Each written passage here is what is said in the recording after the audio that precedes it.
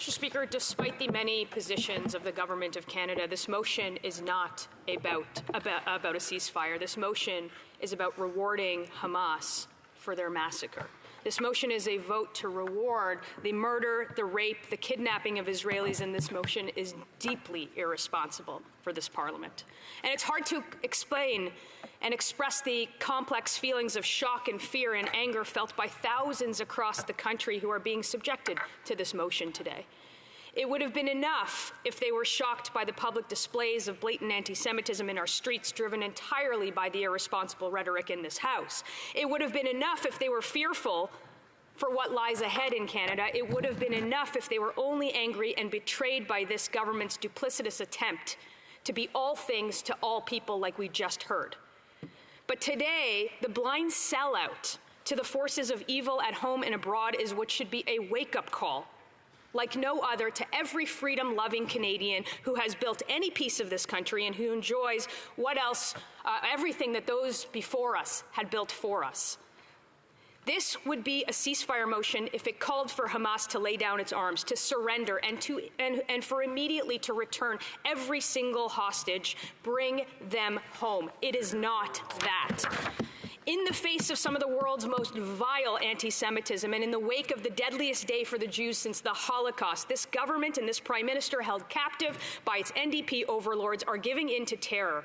And this motion is only the latest example of that. Since October 7th, as Hamas launched an unprovoked and unjustified attack on innocent civilians in Israel, where hundreds of men and women, young and old, were raped, murdered, tortured, and taken hostage, more than 100 of those hostages still being held captive.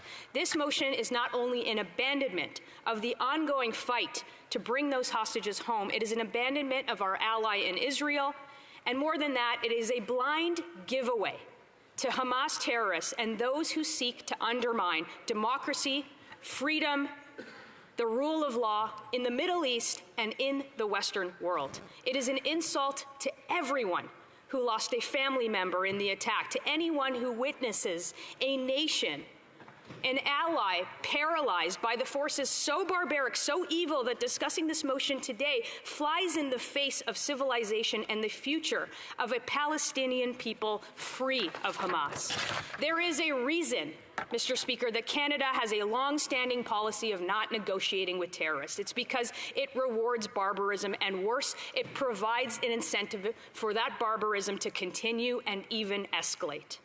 I want members of this chamber to think long and hard about what many concessions in this motion mean for peace. In the short term, they mean that Hamas will remain intact.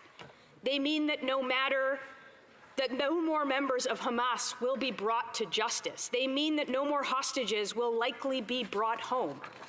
In the long run, they mean that Hamas will be rewarded for their decision to attack a democratic nation. It means that our lost decade of foreign policy in this country will be culminated by a recognition of a state ruled by terror, instead of what was a long-established consensus of Canadian foreign policy by Liberal governments before this one, that states that it should be a negotiated solution among parties. And the Government of Canada supports parties who want to see a future of two states living side by side in peace and security in a negotiated settlement. It is shocking and it is shameful that elected representatives here in this place would support such a dead giveaway to a group literally defined as terrorists by Canadian law. Imagine a future for the Palestinian people free of Hamas. We don't have to imagine it. We see it in the success of peaceful Gulf states whose raison d'etre is not the annihilation of the other or a perverse nihilism of their own people. But we shouldn't be surprised, however, after 8 years of this Prime Minister and his Liberal government, our nation has abandoned almost every principle that we used to be known for on the world stage. It is this government that called the Taliban our brothers and sisters, that frolicked with African dictators to try and buy a seat on the UN Security Council, that fails the basic task of listing the IRGC as the terrorists and banning them from this country, who are known backers of these atrocities and who intimidate our own citizens as sport, and now taking the side of a literal terrorist organization best known for killing babies in ovens and starving their own citizens in Gaza for more than a generation. Yes, peace is needed in the Middle East. And yes, we all want to see an end to violence, and we all want to see aid reach those who are absolutely in need of it. And yes, we want to find a long-term solution that helps both innocent Israelis and innocent Palestinians live in peace and security. And yes, Hamas is responsible for all of the carnage that sets these goals back. But there is a way to do it without sacrificing our principles, I should say, and there's a way to do it that is not a dead giveaway to a murderous, barbaric, inhumane terrorist group. This motion is not that way. It advances the same kind of foreign policy that sees our foreign minister and the member of parliament from York Centre caressing the hand of a dictator in the 19th year of his 4-year term, a terrorist who denies the Holocaust, who denies October 7th, and who set up the Martyrs Fund that rewards families of terrorists who killed Jews, including, in some cases, family members in that member's riding. There is no other words than shameful for that, and today she will have a free vote on this motion, and we will all be watching. And if she puts her community first, we'll see if she puts her community first or if she's just a sellout to the Prime Minister and the radical mob once again. As this is not about foreign policy, but the heartless ploy to placate the domestic audience by a government that has lost its way.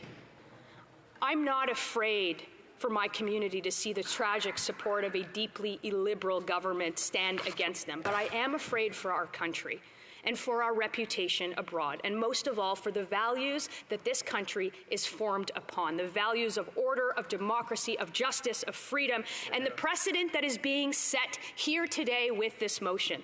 The casual and gradual erosion and disregard of the very beliefs that make this country special, sending a signal that we support a noisy few over a silent many, lawlessness over principle, what's convenient instead of what's right. They're playing a dangerous game of moral equivalency, pitting one group against another.